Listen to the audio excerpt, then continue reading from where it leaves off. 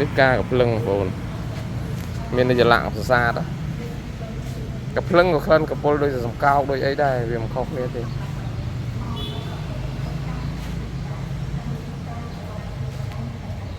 េះលំអងកសញីនេះណែ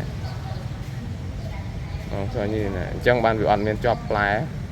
តែវាអាចករណីខ្លះផ្លែលំអងសឈ្មោះនេះណែ1 2 3 4 5 2 4 5 6 6លំអងកសឈ្មោះ6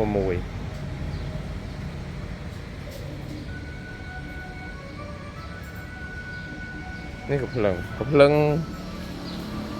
គ្រប់យ៉ាងអាចធ្វើជាថ្នាំឱសថដែរដូចជាថ្លោះក្រិចអីហ្នឹងយើងដុតអិតស្អំអញ្ចឹងទៅស្អំកន្លែងថ្លោះក្រិចអញ្ចឹងទៅដុតអិតទៅយកដាក់លើអិតអញ្ចឹងឬមួយក៏យើងដាក់លើ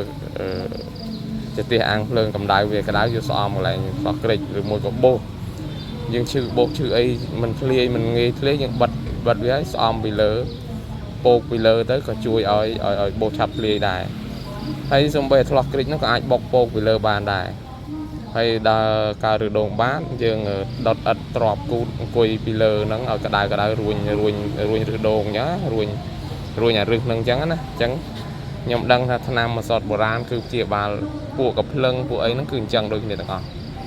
ប៉ុន្តែអាត្រង់ថាធ្វើឱសថបុរាណអីផ្សេងខ្ញុំអត់ដឹងដែរដឹងតែប៉ុណ្្នឹងទេអ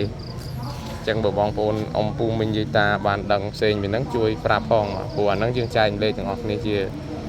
ជាកសលណាព្រោះយើងដឹងបើណាមួយវាអាចធ្វើឲ្យវិធីថ្នាំទាំងអស់ហ្នឹងអត់បាត់បង់មានន័យថាដូនតាយើងរក្សាវ័យនេះថ្នាំបុរាណហ្នឹងនៅជាប់រហូតបើសិនជាបងប្អូនដឹងលើសពីខ្ញុំហ្នឹងគឺជួយខមមិនប្រាប់ផងបាទអរគុណច្រើនណាបាទអញ្ចឹងអានេះគឺប្រទាលកំភ្លឹងឬមួយក៏យើងហៅថាផ្កាកំភ្លឹងហ្នឹងហើយហៅប្រទាលដោយសារវាអាចប្រើជាឱសថបុរាណបានដោយសារវាជារុក្ខជាតិជំនឿសម្រាប់គេដាំដើម្បីជឿលើអីមួយអញ្ចឹងទៅអញ្ចឹងបានខ្មែរយើងហៅថាប្រទាលអញ្ចឹងបើសិនជារុក្ខជាតិណាដែលងាកផ្លែរុក្ខជាតិណាដែលអាចចាត់ទុកជាឱសថបុរាណឬមួយក៏ស្ថិតក្នុងជំនឿសតបជំនឿពលរដ្ឋខ្មែរអានោះគេហៅថាប្រទាលហើយអត្តន័យនៃការកំណត់នៃរុក្ខជាតិប្រទាលគឺអញ្ចឹង